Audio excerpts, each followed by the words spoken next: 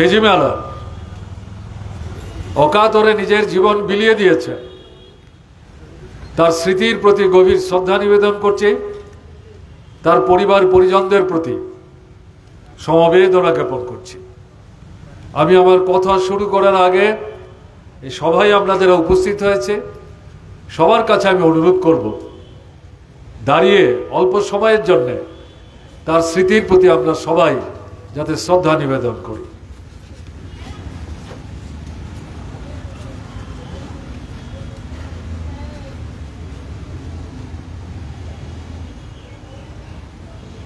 বসুন। যারা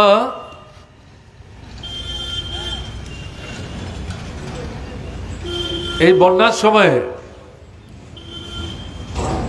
জীবন হারিয়েছেন, তার মধ্যে একজন মহিলা ধস পড়ে তিনি মারা গেছেন এবং একটি কিশোর জলে ডুবে অভিভাবকদের সতর্কতার অভাবের কারণে জীবন গেছে। তাদের কথাও স্মরণ করছি, তাদের পরিবার পরিজনদের প্রতি সমবেদনা জানাচ্ছে। সোনামুড়া মহকুমা সম্পর্কে বিভাগীয় সম্পাদক কমরেড রতন সাহা বিস্তৃত পরিসরে ধরে ধরে বিষয়গুলো এক এক করে উপস্থিত করে উদ্ভূত যে সমস্যা তার থেকে পরিত্রাণের জন্য এই মুহূর্তে কি করা দরকার দাবি আকারে আপনাদের সামনে উপস্থিত করা হয়েছে, যেগুলো নিয়ে মহকুমা শাসকের সাথে 5 সদস্য প্রতিনিধি দল কথা বলতে যাবে। আমি সোনামুড়া নিয়ে এর বাইরে বিস্তৃত পরিসরে কথা বলতে চাইছি না, কারণ একই কথার পুনরাবৃত্তি হবে আর লম্বা চড়া বক্তৃতা করাও আমার উদ্দেশ্য না। আমি আসলে জসিমউদ্দিনের বাড়িতে জহিরউদ্দিন তার পরিবারের লোকজনদের সাথে সাক্ষাৎ করবার জন্য আসতে চেয়েছিলাম। পরবর্তী সময় আমি শুনলাম এই গণরিভলিউশনের আয়োজন করা হয়েছে। সেই সুবাদে আপনাদের মিছিলের সাথে আমার হাঁটবার সৌভাগ্য হয়েছে। যাই হোক, আমি যেটা বলবো, শরণার্থীর কালের মধ্যে ত্রিপুরায় এত বড় বন্যা ত্রিপুরার মানুষ দেখেননি। যারা প্রবীণ, বয়স্ক, পুরনো মানুষ, আমি অমরপুর, উদয়পুর, সোনামুড়া, বিলোনিয়া, শান্তির বাজার বন্যার চতুর্থ দিনেই সেই মহকুমাগুলিতে গিয়ে আমাদের পার্টি নেতৃত্বের সহযোগিতায় বন্যা বিধ্বস্ত কোনো কোনো এলাকা দেখবার সুযোগ আমি পেয়েছিলাম এবং যেখানে শরণার্থী শিবির খোলা হয়েছে, যারা আশ্রয় নিয়েছেন তাদের সাথে কথা বলবার সুযোগ পেয়েছিলাম। তাদের মধ্যে যে প্রবীণ এবং বয়স্কদের কথা বললাম, এটা তাদের বক্তব্য যে 1983 সালে তখন বামফ্রন্ট সরকার ত্রিপুরায় যে ভয়াবহ বিশাল বন্যা ত্রিপুরায় হয়েছিল, তাদের ধারণা ছিল এটাই সবচেয়ে বড় বন্যা। কিন্তু এবারের বন্যার যে ভয়াবহতা, ব্যাপকতা, গভীরতা তা চাক্ষুষ করার পর তারা বলছেন অতীতের সমস্ত রেকর্ডকে ছাপিয়ে চলে গেছে এবারের বন্যা। সত্যিই তাই। 3 থেকে 4টা মহকুমা বাদ দিলে পর ধর্মনগর বন্যা হয়েছে খুব কম, পানিসাগর তার চাইতেও কম, কাঞ্চনপুর বন্যা হয়নি। আর এই সাথে যেটা বলা যায় আমবাসা খানিকটা এলাকা বন্যা হয়েছে। এই 4টা মহকুমাকে বাদ দিলে পর ত্রিপুরাতে যে 23টা মহকুমা আছে, বাকি 19টা 20টা মহকুমা এই বন্যায় বিধ্বস্ত হয়েছে। 83 বন্যা কিন্তু এত ব্যাপকভাবে হয়নি, যেখানে হয়েছে তা বিধ্বংসী, কিন্তু বিরাট এলাকা নিয়ে হয়নি যেটা এবার হয়েছে। সরকারই বলছে বন্যার 3 দিনের মাথায় 17 লক্ষ মানুষ এই বন্যায় প্রত্যক্ষ পরোক্ষভাবে তারা বিধ্বস্ত হয়েছে। আমাদের ত্রিপুরার লোক সংখ্যা কত? 40 থেকে 41 লক্ষ মানুষ। সরকারি হিসেব মতো যদি 17 লক্ষ হয়, আমি সেটাই ধরে নিচ্ছি, হয়তো তার চাইতে একটু বেশি হতেও পারে, তাহলে আমাদের রাজ্যের জনসংখ্যার প্রায় অর্ধেক মানুষ এই বন্যায় বিধ্বস্ত হয়েছেন, যা অভাবনীয়। এবং সারা রাজ্যে শত শত আর্ত মানুষের আশ্রয়ের জন্য শিবির খুলতে হয়েছে। এটা এক সময়ে প্রায় 700 থেকে 800 ছাড়িয়ে চলে যায়। আমাদের ধারণা, অভিজ্ঞতা থেকে বলছি, সাধারণত মানুষ বাড়িঘর ছাড়তে চান না, অপেক্ষা করেন, দেখি না, কারণ মানুষ জানেন ঘরবাড়ি ছেড়ে যাবো কোথায়, যদি যাই যা ফেলে গেলাম এগুলি ফিরে এসে সব খুঁজে পাবো কিনা, জলের তলায় চলে যাবে। আবার মানুষ যখন বিপদাপন্ন হয় তখন একাংশের দুর্বৃত্ত অমানবিক মানুষের অনুপস্থিতিতে তাদের সহায় সম্পদ ফেলে যারা বাইরে গেলেন সেগুলি লুট করার চেষ্টা করে।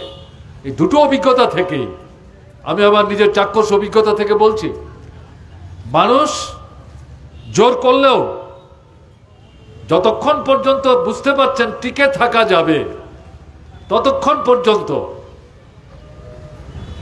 ঘরের মেঝেতে চৌকি আছে, তার উপর আরেকটা চৌকি, তার উপর আরেকটা টেবিল, তার উপর আরেকটা চেয়ার, এরকম করে শিশুদের নিয়ে, বাচ্চাদের নিয়ে, মহিলারা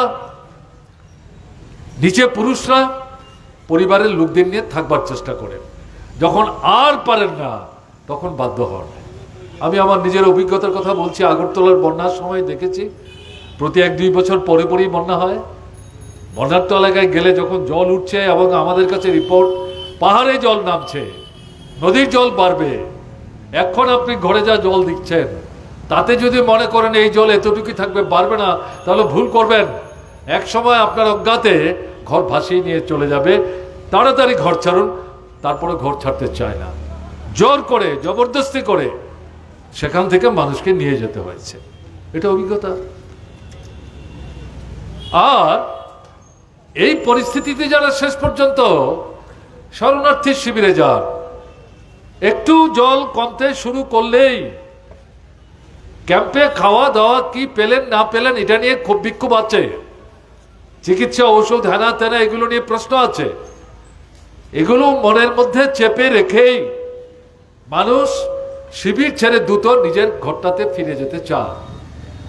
এই দুটো দিক থেকে সবটা মিলেই আমাদের যেটা মনে হয়েছে, 2 লক্ষের বেশি মানুষ ত্রিপুরাতে গত 50 বছরে বন্যার কবলে কবলিত মানুষদের মধ্যে যারা শরণার্থী শিবিরে অংশগ্রহণ করেছিলেন তাদের সংখ্যা 2 লক্ষের উপর। এবং দিন 5-এর ব্যবধানে মুখ্যমন্ত্রী তথ্য দিয়ে বললেন, সেই দিন যেদিন তিনি তথ্য দিচ্ছেন এখনো শিবিরে 1,07,000 মানুষ আছে। তখন কোথাও কোথাও জল নামতে শুরু করেছে। 3 দিন পর তো আর বৃষ্টি হয়নি। তাহলে এই যে ব্যাপকতা, এটা ত্রিপুরা এর আগে প্রত্যক্ষ করেনি। ধর্ম বর্ণ নির্বিশেষে অভাবনীয় ঘটনা। তো এখানে দাঁড়িয়ে যেটা বলার, আমরা লক্ষ্য করলাম কয়েকদিনের ব্যবধানে মুখ্যমন্ত্রী সর্বদলীয় একটু বৈঠকের আয়োজন করেছেন। খুব ভালো উদ্যোগ, যেটা ইতিবাচক, সেটা কেন স্বীকার করবো না, যতই আমাদের বিরোধী দলের সরকার হোক। এবং এই যে সভাটার আয়োজন করলেন তার জন্য ধন্যবাদ জানিয়েছি আমরা। আমাদের পার্টির পক্ষ থেকে আমাদের 3 জন নেতৃস্থানীয় কমরেড, পার্টি সম্পাদক সহ মানিক দে, রতন ভৌমিক, তারা সভায় মার্ক্সবাদী কমিউনিস্ট পার্টিকে প্রতিনিধিত্ব করেছেন। যাওয়ার আগে পার্টি নেতৃত্বের সঙ্গে আলোচনা করে সারা ত্রিপুরার মহকুমাগুলি থেকে তথ্যাদি সংগ্রহ করে আপনাদের সোনামুড়া সহ কোন বক্তব্য এই সভায় এই সময়ে রাখা হবে, এবং এটাই আমাদের পার্টির তরফ থেকে আমাদের যারা প্রতিনিধিত্ব করেছেন তাদেরকে আমরা বলে দিয়েছিলাম, এই সভা সমালোচনার জন্য না, ত্রুটি ধরবার জন্য না, খোদ খামতি চিহ্নিত করার জন্য না।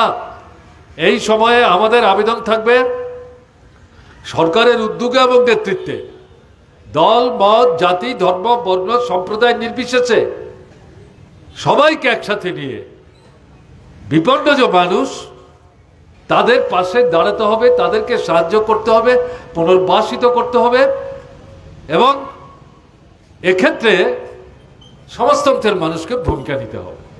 এই দৃষ্টিভঙ্গি নিয়ে আমাদের পার্টির পক্ষ থেকে গঠনমূলক, অর্থাৎ তৎকালীন পরিস্থিতিতে আপনাদের এখানে যেমন কমরেড রতন সাহা কোথায় কোথায় নদী ভেঙে গেছে, তার গতিমুখ পরিবর্তিত হতে পারে, বাঁধ ভেঙে গেছে, এগুলো সারাই করার দাবি ইত্যাদিও বলছেন। আমরা সেদিন বলে দিয়েছিলাম এই সভাতে এগুলো এই মুহূর্তে তুলতে যাওয়া অবাস্তব হবে। আজকে কিন্তু এগুলো অবাস্তব না, সেদিনের কথা বলছি। তাহলে এই মুহূর্তে কি করতে হবে? খাদ্য, বস্ত্র, বাসস্থান, পানীয় জল, ঔষধ, ডাক্তার, শিশুদের খাদ্য, লজ্জা নিবারণের কাপড়, এই যে বিষয়গুলো জরুরি, এই বিষয়গুলির প্রতি সবচেয়ে বেশি নজর দেওয়ার চেষ্টা করুন। মুখ্যমন্ত্রী সমস্ত শুনেছেন এবং বলেছেন আপনাদের পরামর্শ প্রস্তাব সঠিক, গঠনমূলক, আমাদের একটু সময় দিন। আপনারা যারা এই সভায় উপস্থিত হয়েছেন, আপনাদের উপস্থাপিত এই যে পরামর্শগুলো, এগুলো সমস্ত আমরা নোট ডাউন করেছি। আমরা বসবো, আলোচনা করব। সবগুলো পারবো কিনা জানি না, কিন্তু বেশিরভাগ যেহেতু বাস্তবসম্মত আপনাদের প্রস্তাব এবং এগুলি এই মুহূর্তের প্রয়োজন, এগুলো করার ক্ষেত্রে আমরা উদ্যোগ গ্রহণ করে জনগণের সঙ্গে আমরা আমাদের যে সমস্ত প্রচেষ্টা প্রশাসনের মাধ্যমে তাদেরকে সাথে নিয়ে এগুলো বাস্তবায়নের জন্য আমরা উদ্যোগ নেব, আমরা জানাবো পাবলিকলি সব। তো আপনারা শুনছিলেন কতদিন হলো বন্যা, 2 তারিখ থেকে 3 তারিখ থেকে বৃষ্টি শুরু হয়েছে, আজকে 11 তারিখ, প্রায় 10 দিন হয়ে গেল। মাঝখানে বিধানসভার অধিবেশন গেল, তাতে এই বন্যা পরিস্থিতির পরিপ্রেক্ষিতে একটা আলোচনার ব্যবস্থা হলো। তাতে বিরোধী দলের পক্ষ থেকে মার্ক্সবাদী কমিউনিস্ট পার্টির বিধায়করা, আপনাদের বিধায়ক শ্যামল চক্রবর্তী সহ কংগ্রেস দলের বিধায়করা, তারা বলবার চেষ্টা করেছেন। শাসক দলের কোনো কোনো বিধায়কও আলোচনা করার চেষ্টা করেছেন, এবং বিরোধী দলের পক্ষ থেকে মুখ্যমন্ত্রীর দৃষ্টি আকর্ষণ করে যেটা জানতে চাওয়া হয়েছে, এই যে সর্বদলীয় বৈঠক করলেন, আমরা কতগুলি পরামর্শ প্রস্তাব দিলাম, দলমত নির্বিশেষে সেগুলি সবাই গ্রহণ করলেন। আপনিও বললেন এগুলো বাস্তবায়িত করবেন, কিন্তু তারপর তো সরকারের কোনো বক্তব্য আমরা জানি না। কি পদক্ষেপ নিয়েছেন, কি ব্যবস্থা নিয়েছেন, কেন্দ্রের কাছ থেকে কি সাহায্য পেয়েছেন? কারণ আপনারা তো প্রথম থেকেই বলেছেন ডাবল ইঞ্জিনের সরকার, এখন তো ট্রিপল ইঞ্জিন হয়ে গেছে, কারণ তিপ্রামথা আপনাদের সঙ্গে যুক্ত হয়েছে। 23-এর নির্বাচনে আপনাদেরকে বর্ণচূড়া সেজে প্রায় পরাজয়ের মুখ থেকে রক্ষা করে সরকার তৈরি করতে সাহায্য করেছে। এখন তার ডাবল ইঞ্জিন না, এখন ট্রিপল ইঞ্জিন। কেন্দ্রের সরকার একটা ইঞ্জিন, রাজ্য সরকার বিজেপির একটা ইঞ্জিন, আর এডিসিতে কাজ করছে ত্রিপুরা মথা তাদের একটা ইঞ্জিন। তাহলে এই জায়গায় সবকিছুই তো আপনাদের হাতে। এবং আপনারাই বলেছেন 18 নির্বাচনের আগে দিল্লিতে যে সরকার আছে তাদের অনুসারী যে দল, তাদেরকে যদি ত্রিপুরায় সরকার তৈরি করতে সাহায্য করেন, বিজেপিকে যদি সাহায্য করেন, টাকার কোনো অভাব হবে না। আপনারা বামফ্রন্ট সরকারের কাছে যাচ্ছেন, নানা দাবি করছেন, সঙ্গত দাবি, বামফ্রন্ট সরকার বিরোধিতা করছে না, কিন্তু বামফ্রন্ট সরকারের বক্তব্য হচ্ছে কেন্দ্রের কাছে এই বিষয়গুলো বাস্তবায়নের জন্য যখনই আমরা যাচ্ছি, টাকা চাইছি, কেন্দ্র সাহায্য করছে না। এই কথা বলে বিধানসভা নির্বাচনের সময় বিজেপির নেতারা, প্রধানমন্ত্রী সহ, তারা কি বলেছেন, আমাদের যদি সরকার ত্রিপুরা আপনারা গঠন করে দেন তাহলে কেন্দ্র থেকে টাকা পেতে কোনো অসুবিধা হবে না। এখন ঘটি বাটি নিয়ে যায় তো, আমাদের সঙ্গে কলসি নিয়ে যেতে হবে, কলসির মুখ ভরিয়ে দেব এবং এটা উপছে পড়বে, কোনো সমস্যা নাই। তো এগুলো তো আপনারাই বলেছেন, প্রধানমন্ত্রী নিজে বলেছেন। আপনাদের মহকুমাতেও এই নদীর চরে রাঙামাটিয়া প্রধানমন্ত্রী নিজে সেখানে মিটিং করে এই কথাবার্তাগুলো বলে গেছেন।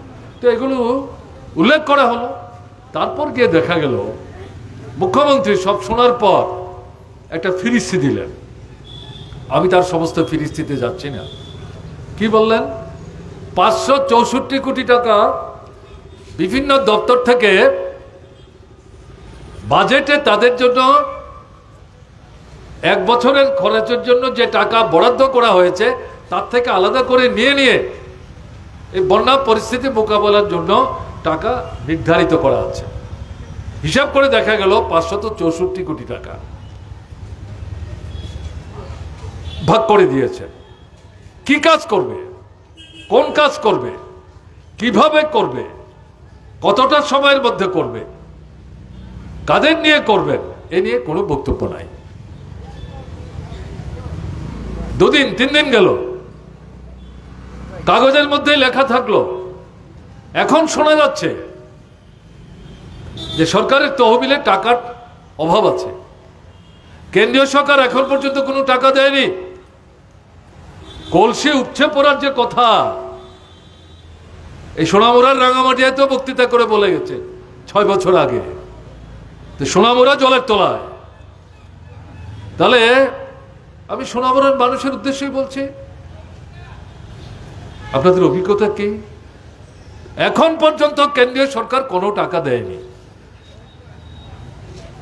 কি ব্যাপার? দুর্যোগপূর্ণ পরিস্থিতিতে রাজ্যে রাজ্যে সরকার যাতে দুর্যোগে বিধ্বস্ত মানুষের পাশে দাঁড়িয়ে সাহায্যের হাত বাড়াতে পারে, তার জন্য শুধু ত্রিপুরা না, ভারতবর্ষের 29 থেকে 30টা রাজ্যকেই কেন্দ্র থেকে প্রতি বছর বাজেট যখন তৈরি হয় তার থেকে একটা অঙ্কের টাকা আলাদা করে রেখে সেখান থেকে টাকা প্রধানমন্ত্রী বন্টন করে দেন। 2024-এর যে বাজেট কেন্দ্রীয় সরকারের, তাতে ত্রিপুরার যে টাকা পাওয়ার কথা সেই টাকাও পায়নি। তার থেকে একটা ক্ষুদ্রাংশের টাকা ত্রিপুরার জন্য বরাদ্দ করা হয়েছে, সেটা অনেক আগে, বন্যার আগেই রাজ্য সরকারের হাতেই টাকা। এর বাইরে কেন্দ্রের কাছ থেকে এখন পর্যন্ত কোনো টাকা আসেনি। কেন্দ্র থেকে এই বন্যা পরিস্থিতি সরেজমিনে তদন্ত করে দেখবার জন্য প্রতিনিধি পাঠিয়েছে, খুব ভালো, আমরা ওয়েলকাম করেছি, ঠিকই আছে, দেখতে হবে। তারা গেছেন, আপনাদের সোনামুড়াতে এসেছিলেন, সব দেখেছেন। এখন বলছে একবার দেখলে হবে না, অন্তত 3 বার দেখতে হবে, তারপর হিসেব নিকেশ মিলাতে হবে, তারপর রাজ্য সরকারের মাধ্যমে কেন্দ্রের কাছে যাবে, তারপর কেন্দ্র পরীক্ষা করবে, তারপর দেখবে তার হাতে কি টাকা পয়সা আছে। এর উপর ভিত্তি করে ভারতবর্ষের আরো কয়েকটা রাজ্য এরকম বন্যা হচ্ছে, তাদের কথাও মাথায় রাখতে হবে এবং তারপর ত্রিপুরার ব্যাপারটা বিবেচনা করে কি কি দেওয়া যায় ত্রিপুরায় তারা ঠিক করবেন। তাহলে কত মাস অপেক্ষা করতে হবে? আর একটা বন্যার জন্য অপেক্ষা করতে হবে। তা অর্থটা কি দাঁড়াচ্ছে? এই জায়গায় দাঁড়িয়ে আমি কথাগুলো বলছি এই কারণে, সবটা মানুষ জানেন না। বিজেপি যারা করেন সাধারণ মানুষ তারাও সবাই জানেন না, তারাও বিধ্বস্ত। বন্যা এবং আগুন রাজনৈতিক পতাকার রং দেখে তো মানুষকে বিপন্ন করে না,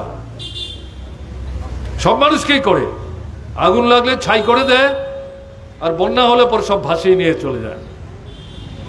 কাজে এখানে দলমত নাই। কাজে সেই জায়গায় দাঁড়িয়ে আমরা মার্ক্সবাদী কমিউনিস্ট পার্টির পক্ষ থেকে রাজ্য সরকার এবং কেন্দ্রীয় সরকার উভয়েরই দৃষ্টি আকর্ষণ করছি। সোনামুড়ার অভিজ্ঞতার কথা বলেছেন কমরেড রতন, যে সোনামুড়ায় এর আগেও বন্যা হয়েছে। আপনারা দেখেছেন পুরনো মানুষ যারা, কিছু কিছু প্রতিষ্ঠান তারা উদ্যোগ নিয়ে স্বতঃপ্রণোদিতভাবে বন্যায় বিধ্বস্ত মানুষদের সাহায্য করার জন্য এগিয়ে এসছেন। শুধু বন্যা না, এরকম নানা প্রাকৃতিক দুর্যোগের সময় কোনো কোনো প্রতিষ্ঠান এগিয়ে এসছেন। কিন্তু এবারে সোনামুড়ার অভিজ্ঞতা হচ্ছে যে এরকমটা অতীতে কখনো তারা দেখেননি। এবং রতন সাহা বলছিলেন যে সোনামুড়ায় বন্যা বিধ্বস্ত যাদেরকে সাহায্য করার জন্য সোনামুড়ার বিভিন্ন প্রতিষ্ঠান এগিয়ে এসেছিলেন, তারা শুধু সোনামুড়ায় যারা বিধ্বস্ত তাদেরই সাহায্য করেননি, তারা এখান থেকে উদয়পুর হয়ে তারা অমরপুর পর্যন্ত গেছেন, বিলুনিয়া পর্যন্ত গেছেন, শান্তির বাজার পর্যন্ত গেছেন। রতন সাহা যেমন তাদেরকে অভিনন্দিত করছেন, আমরাও অভিনন্দিত করছি। আপনাদের বলছি, এবার এই বন্যার পরিস্থিতিতে শত শত প্রতিষ্ঠান, দল, মত, ধর্ম, বর্ণ, সম্প্রদায় নির্বিশেষে বিভিন্ন ক্লাব, সংস্থা এগিয়ে এসছে। আমি বলছি, গত 3 দিন আগে একটি প্রতিষ্ঠান কাউকে চিঠি দেয়নি, সোশ্যাল মিডিয়ায় একটা আবেদন করেছে। আমরা উমাকান্ত স্কুলের সামনে বিকেল 5টা থেকে সবাই জড়ো হব, বন্যার্থ যারা তাদের সাহায্য করার জন্য আপনাদের আবেদন করছি।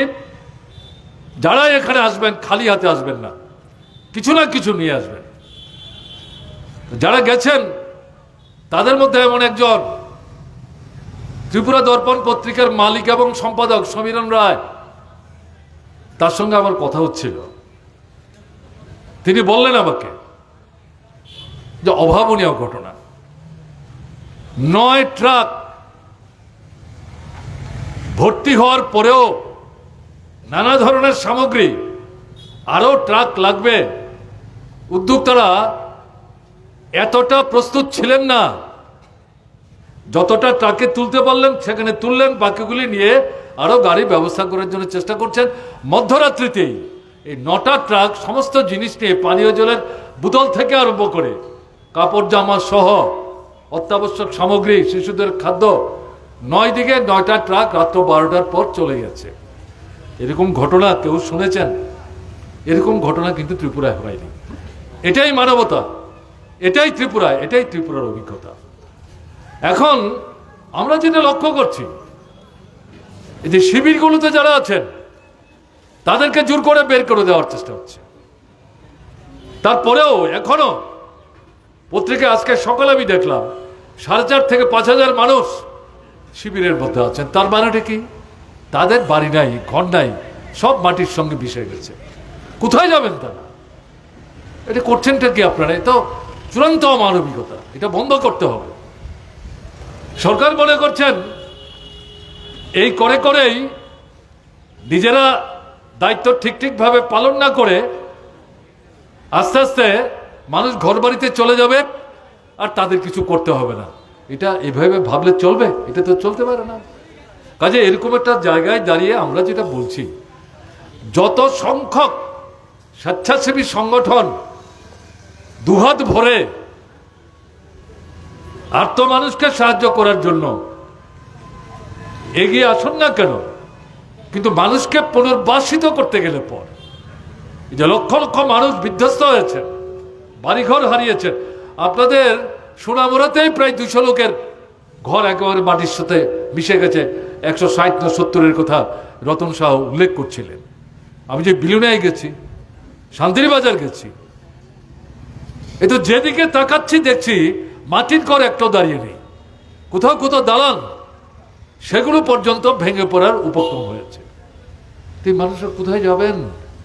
এই জায়গায় দাঁড়িয়ে আমরা যেটা বলতে চাইছি, স্বতঃপ্রণোদিত হয়ে যারা সাহায্যের হাত বাড়াচ্ছেন, এখনো বাড়াচ্ছেন, তারা হয়তো এটা চালিয়ে যাবেন আরো কিছুদিন, কিন্তু পুনর্বাসিত করার কাজ এই জাতীয় সহায়তার মধ্য দিয়ে যদি সম্পন্ন করার চিন্তা ত্রিপুরা সরকার করেন তাহলে ভুল করছেন। পুনর্বাসিত করবার কাজ রাজ্য সরকার, এবং আমরা জানি ত্রিপুরা সরকারের যে সামর্থ্য, তার উপর ভিত্তি করে এটা এককভাবে তাদের পক্ষে করা সম্ভব না। কেন্দ্রীয় সরকারকে অবশ্যই সাহায্য করতে হবে।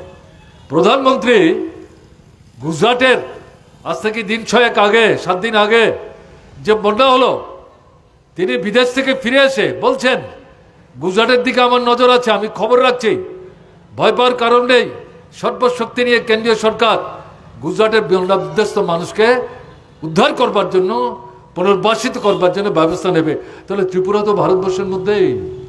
প্রধানমন্ত্রী ত্রিপুরা নিয়ে এই সমস্ত কথা বলছেন না তো, স্বরাষ্ট্রমন্ত্রী বলছেন না তো, প্রতিরক্ষা মন্ত্রী বলছেন না তো, কৃষিমন্ত্রী বলছেন না তো, কি ব্যাপার? গুজরাট তো ভারতবর্ষেরই রাজ্য, ত্রিপুরা তো ভারতবর্ষের রাজ্য। গুজরাটে আপনাদের সরকার, ত্রিপুরাও তো আপনাদেরই সরকার, বামপন্থীরা তো এখন সরকারে নেই। তাহলে ত্রিপুরা নিয়ে এক যাত্রার পৃথক ফল কেন হচ্ছে? এই জায়গাতে বিষয়টা বলছি, আমি বিজেপির বন্ধুদেরও দৃষ্টি আকর্ষণ করছি। আমি যেটা বলবো এটা ঠিক, সব শরণার্থী শিবির সমানভাবে নজরদারি করে, আর তো মানুষ যারা শিবিরে আশ্রয় নিয়েছেন তাদের স্বার্থে কাজ করতে পেরেছে, ঘটনা তা না। সোনামুড়ায় আমি যখন ঘুরছিলাম, প্রথম যে শিবিরটি দেখতে গিয়েছিলাম গার্লস স্কুলে, রতন শাহ ছিলেন, শ্যামল চক্রবর্তী ছিলেন, অন্যান্য নেতৃত্ব ছিলেন। দারুণ লেগেছে আমার। ঘরগুলো পরিষ্কার পরিচ্ছন্ন, পরিপাটি, পুরুষরা নাই। আমি সন্ধ্যার সময় ঢুকেছি, মহিলাদের সঙ্গে কথা হচ্ছে, তারা বলছে পুরুষরা বাড়িতে গেছে, কেউ কেউ কিছু কাজকর্ম করছে। জিজ্ঞাসা করছে আপনাদের কিছু অসুবিধা হচ্ছে কিনা? না। খাওয়া দাওয়া বলে না, আমরা খাওয়া দাওয়া ভালো পাচ্ছি। কী কী পান? সকালে টিফিন দেয়, দুপুরে খাবার দেয়, বিকালে একটা কিছু খাবার দেয়, রাত্রেও ভালো খাবার দেন, ডাক্তারবাবু আসেন, ঔষধ দেন। এখানে যে ওষুধ পাওয়া যায় তো পাওয়া যায়, যেগুলো পাওয়া যায় না বাইরে থেকে এনেও তারা দেওয়ার চেষ্টা করেন। আমার তো খুব ভালো লেগেছে। কারা নিয়ন্ত্রণ করছিলেন? এখানকার যে নগর, ভূত হয়নি, জবরদখল হয়েছে, বলতে বাধ্য হচ্ছি। যাই হোক, এখন তারাই শপথ নিয়ে দায়িত্ব পালন করছেন। সেখানে আমি গিয়ে দেখলাম অল্প বয়সের কয়েকজন যুবক, তাদের সঙ্গে কথা হচ্ছিল, তারা রেড ক্রস সোসাইটি, রেড ক্রিসেন্টের সাথে যুক্ত। আমি তাদের পিঠ চাপড়ে অভিনন্দিত করেছি, দারুণ কাজ করছো। কি নাম, কোথায় গ্রাম, বাবার নাম কি, কভাই বোন? হ্যাঁ, সবটা দেখে আমার তো মনে হয়েছিল সোনামুড়ার বাকি সমস্ত শিবিরেই বোধহয় এভাবেই হচ্ছে, কিন্তু ঘটনা তা না। আমি অন্য জায়গাগুলির কথা নাইবা বললাম, কিন্তু যেটা ভালো দেখেছি, পরবর্তী সময় কি হয়েছে আমি জানি না, কিন্তু সেটা তো অস্বীকার করা যাবে না। এরকমভাবে যদি সমস্ত শিবিরগুলি পরিচালিত হতো তাহলে তো অভিযোগগুলি উঠতো না। এই যে জলের মতো খিচুড়ি, প্রত্যেক দিনই খিচুড়ি আর একটু শীতল ভর্তা, এটা 3 দিন 4 দিন 5 দিন খাওয়া যায়। সারাদিনে দুপুরবেলা রাতের বেলা একটা কুকিজ বিস্কুট দিয়ে চলে আসা, মানুষটা বাঁচবেন কি করে, বাচ্চাটাকে বাঁচাবেন কি করে? এই অভিযোগ শুনেছি আমি মেলাগড়, সেদিনে আমি মেলাগড় গেছি। তো যাই হোক, এখন প্রশ্নটা যেটা দাঁড়াচ্ছে, যেটা আমরা বলতে চাইছি, যে সিপিআইএমের দাবি, কিন্তু এটা শুধু সিপিআইএমের লোকদের জন্য না, দলমত বিশেষে প্রথম কাজটা কি হবে? ঘর যাদের ভেঙেছে আর যাদের দ্বিতীয় ঘর নাই, অবিলম্বে সমস্ত নীতি নিয়মের ঊর্ধ্বে উঠে তাদেরকে ঘর তৈরি করে দিতে হবে। প্রশাসনিক যদি কোনো প্রতিবন্ধকতা থাকে, সরকার ক্যাবিনেটে বসে সিদ্ধান্ত করে এই সমস্ত কিছু দূরে ঠেলে দিয়ে, ইতিমধ্যে নিশ্চয়ই সংখ্যা চলে এসছে আপনাদের হাতে, প্রত্যেকটা পরিবারকে, যাদের দ্বিতীয় কোনো ঘর নাই, যারা এখনো বাধ্য হচ্ছেন শিবিরে থাকতে, যাদেরকে ঘাট ধাক্কা দিয়ে পরিস্থিতি স্বাভাবিক হচ্ছে এটা প্রমাণ করবার জন্য শিবির থেকে বের করে দেওয়ার চেষ্টা হচ্ছে, অথচ তাদের যাওয়ার জায়গা নেই। এটা করবেন না, বন্ধ করুন, তাদের ঘর আগে তৈরি করে দেওয়ার ব্যবস্থা করুন। এটা সারা ত্রিপুরার দাবি। আপনাদের এখানে 160 বা 65 হতে পারে, এটাও কিন্তু এই মুহূর্তে গুরুত্বপূর্ণ এবং এটাই প্রথম দাবি হওয়া দরকার। ঘর তো চাই। দ্বিতীয়ত, শিবিরে যারা আছেন তাদেরকে জোর জবরদস্তি করে শিবির থেকে বের করে দেওয়ার চেষ্টা করবেন না। যাওয়ার জায়গা নেই বলেই তো শিবিরে আছেন, তাদের খাওয়ার ব্যবস্থা করতে হবে। শিশু যারা, বয়স্ক যারা, অসুস্থ যারা, তাদের দিকে বিশেষ করে নজর রাখতে হবে। যে শিবিরগুলিতে মহিলারা আছে, নিরাপত্তার বিষয়টা ভাবনায় রেখে তাদেরকে উপযুক্ত নিরাপত্তার ব্যবস্থা রাখতে হবে। শিবিরের বাইরে বন্যার সময় 2 লক্ষাধিক মানুষ শিবিরে এসছেন, প্রায় তার সমসংখ্যক মানুষ শিবিরে আসতে পারেননি। পাহাড়ের উঁচুতে উঠে গাছের তলায় সেখানে এটা অল্প সময়ের জন্য মাথায় ছাউনি দিয়ে সেখানে থাকবার চেষ্টা করেছেন। এখনো এরকম যারা হাজার হাজার মানুষ, তাদের একটা উল্লেখযোগ্য অংশ, তাদের ঘরবাড়ি নষ্ট হয়েছে, তারা এখনো এইভাবে আছেন অথবা আত্মীয় পরিজনের বাড়িতে আছেন। খাবার নাই, রোজগার নাই, কাজ নাই। তো আমাদের দাবি হচ্ছে রাজ্য সরকারের কাছে শিবিরের মানুষ এবং শিবিরের বাইরের মানুষ যারা বাড়িঘর নাই, এভাবে টিলা টঙ্করের মধ্যে আছেন, তাদের খাবার দেওয়ার ব্যবস্থা করতে হবে। মাছ, মাংস, ডিম, দুধ, মিষ্টান্নর কথা তো আমরা বলছি না, দুবেলা পেট পুড়ে খেতে পারে, তার ব্যবস্থা তো করতে হবে, খেতে হবে তো। কাজে এটা দলমতের প্রশ্ন নাই, সেটা মাথায় আমাদের রাখতে হবে। তারপরের যে কথাটা বলছি এই মুহূর্তের জন্য, যার কিছু কিছু রতন শাহ উল্লেখ করার চেষ্টা করেছেন সোনামুড়ার বিষয়টাকে ভাবনায় রেখে, সেটা কি? সড়ক যোগাযোগ ব্যবস্থা ভেঙে পড়েছে। জাতীয় সড়ক, জেলার সঙ্গে যোগাযোগ রাখার সড়ক, মহকুমার কেন্দ্রের সাথে যোগাযোগ রাখার সড়ক, ব্লকের সঙ্গে যোগাযোগ রাখার সড়ক আগে থেকেই বন্ধ, নষ্ট হয়েছে গত 6 বছর, এগুলো সারাইয়ের কাজ হয়নি। এই বন্যার জন্য এই সংখ্যাটা অনেক বেড়েছে। তাহলে এই মুহূর্তে এটাতে গুরুত্ব দিয়ে, অগ্রাধিকার দিয়ে, টাকা বরাদ্দ করে দ্রুততার সাথে পূর্ত এবং গ্রামোন্নয়ন দপ্তরকে কাজে লাগিয়ে পূজার আগে এই সড়কগুলো পুনর্নির্মাণ, সংস্কার করার কাজটা গুরুত্ব দিতে হবে। তা যদি না হয় তাহলে মানুষ গ্রাম থেকে শহরে আসতে পারবে না, শহর থেকে প্রশাসন, প্রশাসক, এমনকি রেশনের দোকানের যে খাবার, সেগুলো নিয়ে যাওয়ার ব্যবস্থা থাকবে না। কি করে হবে? কাজেই সড়ক সবার জন্য, সরকারের জন্য, প্রশাসনের জন্য, সাধারণ মানুষের জন্য, দলমতের বিশেষে। তাই আমরা যেটা বলছি, রাজ্য সরকারের দৃষ্টি আকর্ষণ করে, আপনাদের মহকুমা প্রশাসকের দৃষ্টি আকর্ষণ করে, যে অবিলম্বে এই পথ সড়ক দ্রুততার সাথে সংস্কার করে চলনসই করবার জন্য পুজোর আগে ব্যবস্থা করতে হবে, অত্যন্ত গুরুত্বপূর্ণ। তারপর আমরা যেটা বলছি, পানীয় জল কোথায় পাবেন? এই জল থেকে এখন অসুখ হবে, শুরু হয়েছে।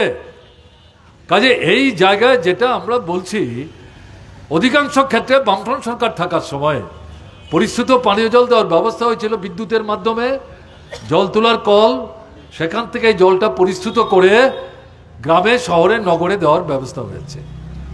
বিদ্যুৎ ব্যবস্থা বিপর্যস্ত হয়েছে, অস্বাভাবিক না, এটা স্বাভাবিক। এর জন্য দপ্তরকে দায়ী করছে না কেউ, সরকারকেও কেউ দায়ী করছে না। কিন্তু 8 দিন 10 দিন হয়ে গেল। এই মুহূর্তে আর দেরি না করে পানীয় জলের ব্যবস্থা, তার সঙ্গে বিদ্যুৎ একটা অত্যন্ত গুরুত্বপূর্ণ বিষয়। সেচের জলের জন্য এখন বিদ্যুতের কথা বলছি না আমরা, কোথায় আপনি সেচ করবেন?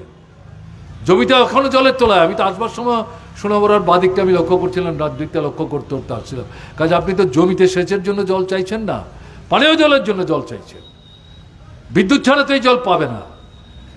কাজে বিদ্যুৎ এবং পানীয় জল দুটো এই মুহূর্তে অত্যন্ত গুরুত্বপূর্ণ। এই দুটোতে গুরুত্ব দিতে হবে। দলমতের ঊর্ধ্বে থেকে বলছি, এগুলো না হলে পর নানা রোগে মানুষ আক্রান্ত হবে, বেঘরে মানুষ মারা যাবে, শিশুরা, বয়স্করা সবচেয়ে বেশি বিধ্বস্ত হবেন। কাজে এই জায়গাটা গুরুত্ব দিতে হবে।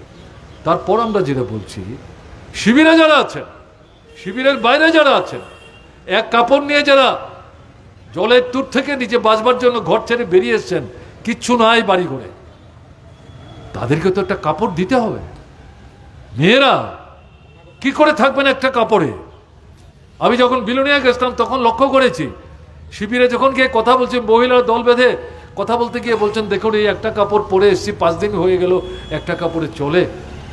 আমাদের নেতারা ছিলেন বিলোনিয়ার পার্টি নেতৃত্ব, তাদের দেখিয়ে বললাম যে তাদেরকে আপনাদের সামনে অনুরোধ করে যাচ্ছি, আগামী 1-2 দিনের মধ্যে আপনাদের কাপড় দেওয়ার ব্যবস্থা করবে। আমাদের কমপ্লেন্ট দিয়েছেন, এখানেও দেওয়ার ব্যবস্থা হয়েছে। সবাইকে তো এখনো দেওয়া যায়নি। কাজে এই জায়গায় প্রথমত অন্তত মহিলাদের, তারপর বয়স্কদের, শিশুদের, এদের তো কাপড়ের ব্যবস্থা করতে হবে। এখানে তো হাজার হাজার টাকা দামের শাড়ি কেউ চাইছে না, ধুতি কেউ চাইছে না, পাঞ্জাবি কেউ চাইছে না। ন্যূনতম যেগুলো না হলে পর লজ্জা নিবারণ করে ঘর থেকে মানুষের পক্ষে বেরোনো সম্ভব না, এই বস্ত্র তো দিতে হবে। কাজেই এটা দলমতের ঊর্ধ্বে থেকে বলছি, এই জায়গাটা সরকারকে সেখানে খুব আন্তরিকতার সাথে গুরুত্ব দিয়ে দেখতে হবে, এই কাপড় দেওয়ার ব্যবস্থা করতে হবে। যদিও এই সময়ের মধ্যে হাজার হাজার কাপড় যারা স্বতঃপ্রণোদিতভাবে এগিয়ে এসছেন, তারাও মানুষের মধ্যে বন্টন করছেন। আমাদের যে গণতান্ত্রিক নারী সমিতি, তারাও অমরপুর গেছেন, উদয়পুর গেছেন, শান্তিরবাজারে গেছেন, গন্ডাছড়ায় গেছেন, আগরতলার কোনো কোনো জায়গায় শত শত মা বোনদের মধ্যে তারাও কিন্তু কাপড় ইত্যাদি বন্টন করছেন। কিন্তু তারা নিজেরাই বলছেন, যেখানে যাচ্ছি, যতটা নিয়ে যাচ্ছি, তার দ্বিগুণ তিনগুণ মানুষ কাপড় চাইছেন, আমরা কোত্থেকে দেব? আমাদের তো জমা টাকা নাই। কাজে এই কারণে এই জায়গায় সরকার যদি উদ্যোগ না নেন তাহলে তো অসুবিধা হয়ে যাবে। এই যে বিষয়টা, এই বিষয়টা গুরুত্ব দেওয়া দরকার। এবং এরপরে যেটা আসছে সেটা কি? সেটা হচ্ছে আপনার এই যে পশুপালক যারা, এটা কৃষিরই অঙ্গ। গরু বছর ভাসিয়ে নিয়ে গেছে, হাঁস মুরগি ছাগল ভাসিয়ে নিয়ে গেছে, দ্বিতীয় আয় উপার্জনের কিছু নাই। আমি অমরপুরে প্রথম শিবির দেখতে গেছি, আমাদের পার্টি অফিস অমরপুর, যে অফিসটা সরকার ভেঙে ফেলবার চেষ্টা করছে, 650 মানুষকে মাথা গুঁজবার ব্যবস্থা করে দিয়েছে পার্টি 7 দিন যাবৎ। প্রথম 3 দিন শুধু পার্টি মানুষের কাছ থেকে টাকা তুলে এদের 3 বেলা খাওয়ার ব্যবস্থা করেছেন। পরবর্তী সময় মহকুমা শাসক বিচার বুদ্ধি সম্পন্ন অনুরোধ করার পর পার্টি অফিসে যান, খবর নেন এবং তিনি গিয়ে তার পরবর্তী সময় থেকে খাবার দেওয়ার ব্যবস্থা করেন। তাতে সবটা হয় না, আমাদের পার্টি এর পরেও মানুষের কাছ থেকে সাহায্য নিয়ে সেই মানুষদের খাবার দেওয়ার ব্যবস্থা করেছেন। আমি এখন খবর নিয়ে শুনলাম 1-2 দিন আগে অধিকাংশ মানুষ বাড়িতে ফিরে গেছেন ভাঙা বাড়ি করে। কিছু আছেন যাদের যাওয়ার কোনো রাস্তা নেই। সেখানে এক মহিলা বলছেন তার চোখে জল নাই। শিবির যখন দেখছি তখন এগিয়ে এসে কথা বলছে, আমি বাঁচবো কি করে? কি হলো মা? বলে 17টা আমার গরু, আজকে বাড়িতে গিয়ে দেখলাম একটা মাত্র গরু আছে, 16টা গরুর কোনো হিসেব নাই। তার যে কাপড় পরা দেখলাম, আমার প্রথম বিশ্বাসই হয়নি। এই মহিলা বলছেন তার কি করে 17টা গরু হতে পারে। পরে দুজনকে জিজ্ঞেস করলাম, তাকে এখন বাহ্যত দেখলে পরে বিশ্বাস নাও হতে পারে, তার তো সব কিছু ফেলে সে চলে এসছে। আমি নিজেই ভেবে পাচ্ছি না, 17টা গরুর উপর ভিত্তি করে এই মহিলা তার পরিবারের 2-3জনকে নিয়ে যেভাবে পরিবারটা প্রতিপালন করছিলেন, 16টা গরু নাই, ভাসিয়ে নিয়ে গেছে অথবা কেউ তুলে নিয়ে গেছেন। সবগুলি তুলে নিয়ে গেছে ঘটনা তা না, তো কি হবে? তো গরু যদি এই অবস্থা হয়, ছাগল, হাঁস, মুরগি, তারপর উদয়পুরে আপনাদের সোনামুড়া আসার আগে খিলপাড়াতে গেলাম, এক ভদ্রলোকের 8,500 মুরগি ভাসিয়ে নিয়ে চলে গেছে। এক ভদ্রলোক, তার ছেলে বিএসসি পাস, সরকারি চাকরি করে না, পশুপালনের ব্যাপারে শিক্ষিত হয়েছে।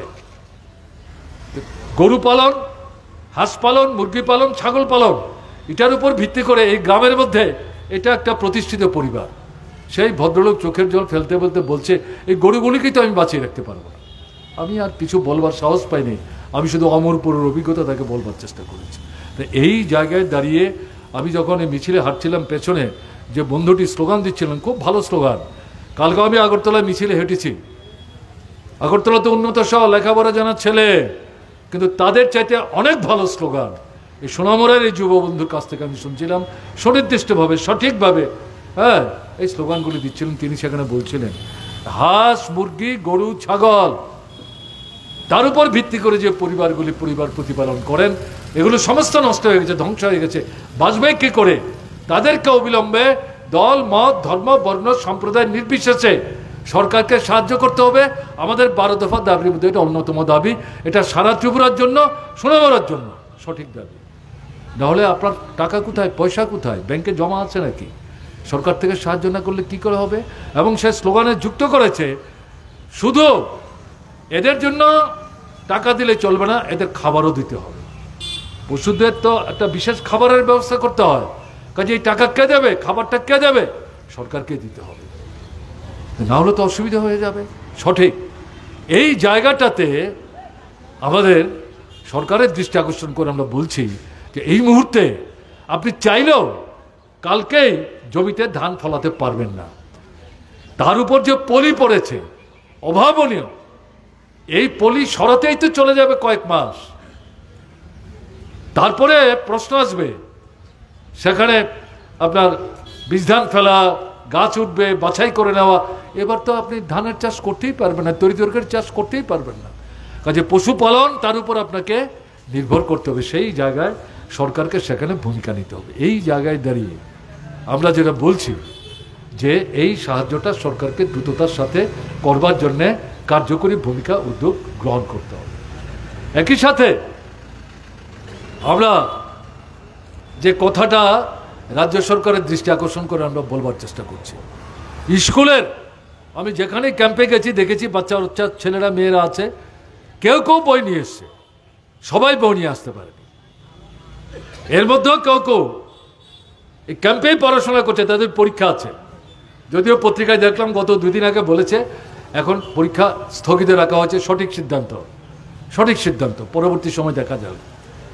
এই জায়গায় আমরা যেটা বলছি, কোনো কোনো জায়গায় কেঁদে চোখে জল ভাসিয়ে বলছেন আমার রেশন কার্ড নাই, আমার জমির কাগজ নাই, আমার নাগরিক পরিচয়ের কার্ড নাই, এখন আমি কি করে সরকারি সাহায্য পাবো? এই প্রশ্নগুলি তুলছেন। এই জায়গায় দাঁড়িয়ে যেটা বলছি, আপনাদের 12 দফার মধ্যে যদি থাকে তো ভালো, না হলে এটা যোগ করা দরকার। ছেলে মেয়েদের বই, রেশন কার্ড, জায়গা জমির দলিল, নাগরিক কার্ড, অন্যান্য পরিবারের স্বার্থের সাথে সম্পর্কযুক্ত গুরুত্বপূর্ণ যে কাগজপত্র, যেগুলি বাদ দিলে পর সরকারের কাছ থেকে কোনো রকম সাহায্য সহায়তা পাওয়া যাবে না, এগুলো দ্রুততার সাথে সেই মানুষদেরকে দেওয়ার ব্যবস্থা সরকারকে করতে হবে। ব্লকে বিডিও, মহকুমায় মহকুমা শাসক, জেলায় ডিস্ট্রিক্ট ম্যাজিস্ট্রেটের নেতৃত্বে মহকুমা এবং ব্লক প্রশাসনকে কাজে লাগিয়ে আগামী 2-3 দিনের মধ্যে তথ্য তালাশি করে এই কাজগুলো হাতে নেওয়া এবং যারা বিধ্বস্ত তাদেরকে সাহায্য করা দরকার। এগুলো নিয়ে যাতে যারা এগুলো হারালেন, যাদের এগুলো নষ্ট হলো, তাদেরকে যাতে বিব্রত হতে না হয়, তাদের উপর যাতে সেখানে অহেতুক এমন কিছু বিষয় দাবি করা না হয় যেগুলো তাদের পক্ষে সংগ্রহ করে দেওয়া কঠিন। কাজেই এই যে বিষয়গুলো, আমি অন্য কোনো বিষয় যাচ্ছি না, এই প্রধানত আমাদের মনে হয়েছে এই যে 6টা-7টা বিষয় আজকের দিনে খুব গুরুত্বপূর্ণ। এবং এই সাথে যেটা বলবো, বন্যা বিধ্বস্ত এলাকায় রাজ্য সরকারের উদ্যোগে আগরতলা থেকে যারা বিশেষজ্ঞ চিকিৎসক, তাদের নেতৃত্বে ডাক্তার নার্সদের এক করে এই সময়ে জল যখন নামতে শুরু হয়েছে, নানা রকম রোগের প্রাদুর্ভাব ঘটবে, জ্বর, সর্দি, কাশি, পেটের ব্যামো, এই পরিস্থিতিতে সেই জায়গায় তাদের পাঠিয়ে সেখানে এই 19টা-20টা যে মহকুমার কথা বলা হলো, দ্রুততার সাথে ডাক্তারবাবুরা পরীক্ষা নিরীক্ষা করে তাদেরকে সাহায্য করার জন্য উদ্যোগ গ্রহণ করুন। এখন পর্যন্ত আমি যেটা বলছি, স্বাস্থ্য শিবির হচ্ছে সরকারি উদ্যোগে না, বেসরকারি উদ্যোগে। আমাদের ছাত্র ফেডারেশন, গণতান্ত্রিক যুব ফেডারেশন, ডাক্তারবাবুদের সংগঠন, এরকম কিছু কিছু সংগঠন উদ্যোগ নিয়ে অমরপুরে, উদয়পুরে, বিলোনিয়ায়, শান্তির বাজারে তারা এই শিবিরগুলো সংগঠিত করছেন। আমি জানি না সোনামুড়া এরকম বেসরকারি উদ্যোগে কোনো শিবির সংগঠিত হয়েছে কিনা। যদি না হয় আমি আপনাদের অনুরোধ করব উদ্যোগ নেন আগরতলায় ছাত্র যুব সংগঠনের সাথে যোগাযোগ করুন, তারা যোগাযোগ করে ডাক্তারবাবুদের নিয়ে দেয় আপনাদের এখানে আসতে পারে। কিন্তু এর উপর নির্ভর করে সরকার যদি হাত গুটিয়ে নিয়ে বসে থাকেন, আর বিধানসভায় বিবৃতি দিয়েছেন 564 কোটি টাকা বিভিন্ন দপ্তরে বন্টন করেছেন, অথচ কে কীভাবে করবে তার কোনো ব্যাখ্যা নেই, বিশ্লেষণ নাই, এইভাবে একটা দায়িত্ব দিয়ে সরকার তার দায়িত্ব পালন করতে পারে না। কাজে এই জায়গায় দাঁড়িয়ে বিশেষ করে এই পরিস্থিতিতে এই যে চিকিৎসার ব্যাপারটা, এটাও কিন্তু এখানে আমরা যুক্ত করতে চাইছি। উৎসবের মেজাজ মানুষের নাই। এই সময়ের মধ্যে পত্রিকায় উঠছে কোনো কোনো জায়গায় দুর্গোৎসবের জন্য কিছু কিছু ক্লাব চাঁদার জুলুম করবার চেষ্টা করছে আগরতলার কোনো কোনো জায়গায়। সুনমরে এরকম কোনো ঘটনা ঘটেছে আমার অন্তত জানা নাই। অনুরোধ করব আগরতলা সহ ত্রিপুরার যে সমস্ত ক্লাবের বন্ধুরা দুর্গোৎসবের প্রস্তুতি নিচ্ছেন, পূজা করবেন কি করবেন না আপনারা ঠিক করবেন, কিন্তু এই সময়ে বন্যা বিধ্বস্ত মানুষ, আয় উপার্জন বন্ধ, গ্রামে কাজ নাই, নগরে কাজ নাই, এই পরিস্থিতিতে আপনি ঠিক করে গেলেন কত টাকার পূজা হবে, আর সেই টাকা তুলবার জন্য মানুষের মাথায় চাপ দেবেন, এটা হতে পারে না, এটা অমানবিক, এটা বন্ধ করুন। স্বতঃপ্রণোদিতভাবে যদি মানুষ চাঁদা দেয়, তার উপর ভিত্তি করে আপনাদের পরিকল্পনা কাটছাট করে যেটা না হলে না হয় সেরকমভাবে পূজা করবেন। আর যদি করতে নাই পারেন তাহলে মা দুর্গা বেরাজি হবেন, এবার তোরা আমার পূজা করলি না, দেখবো তোদের সামনের বার, এটা মনে করার কোনো কারণ নেই। পারলে হবে, না হলে করবেন না, কিন্তু মানুষের উপর চাপ সৃষ্টি করবেন। কাজে এটা মাথায় কিন্তু রাখা দরকার আছে। কাজে এই পরিস্থিতিতে দাঁড়িয়ে আমরা যেটা বলবো, সরকারের দিক থেকে কার্যকরী উদ্যোগ কিন্তু দেখা যাচ্ছে না। এই কারণে এই 7টা 8টা 9টা বিষয় গুরুত্ব দিয়ে বলছি, দ্রুততার সাথে সরকারকে সেখানে উদ্যোগ গ্রহণ করতে হবে এবং অবিলম্বে এই বিষয়গুলো বাস্তবিত করার জন্য সেখানে ঝাঁপিয়ে পড়তে হবে। কেন্দ্রের উপরে চাপ সৃষ্টি করুন। যদি মনে করেন আপনাদের কথা কেন্দ্র শুনছে না, তাহলে যে বিভিন্ন বিরোধী রাজনৈতিক দল আছে তাদের প্রতিনিধিদের সঙ্গে নিয়ে মুখ্যমন্ত্রী আপনি দিল্লি যান, প্রধানমন্ত্রী, অর্থমন্ত্রী, স্বরাষ্ট্রমন্ত্রী, তাদের সঙ্গে কথা বলুন, এই ত্রিপুরার সমস্যাকে তো উপস্থিত করুন কেন্দ্র থেকে, যাতে ত্রিপুরাকে উপযুক্ত পরিমাণে টাকা দিয়ে এই বিধ্বস্ত মানুষের পাশে দাঁড়িয়ে সরকার এখানে ভূমিকা নিতে পারে, তার জন্য টাকা আদায় করার ব্যবস্থা থাকবে না। সবচেয়ে বড় কথা যেটা বলব, লক্ষ্য করা যাচ্ছে কোনো কোনো জায়গায় অভিযোগ আসছে কমিউনিস্ট পার্টির উদ্যোগে আজকের এই গণডেপুটেশন, এই ছোট্ট সভাটা আমরা এখানে করছি, সমস্ত দলমত নির্বিশেষে মানবিক মূল্যবোধ সম্পন্ন সব মানুষের কাছে আমরা আবেদন করছি, এই দলীয় সংকীর্ণতার ঊর্ধ্বে উঠে আসুন, সবাই মিলে সরকারকে এই কাজগুলো করার জন্য আমরা চাপ সৃষ্টি করি এবং সরকার যদি আমাদের সহযোগিতা চায়, আমরা আমাদের সমর্থন সহযোগিতা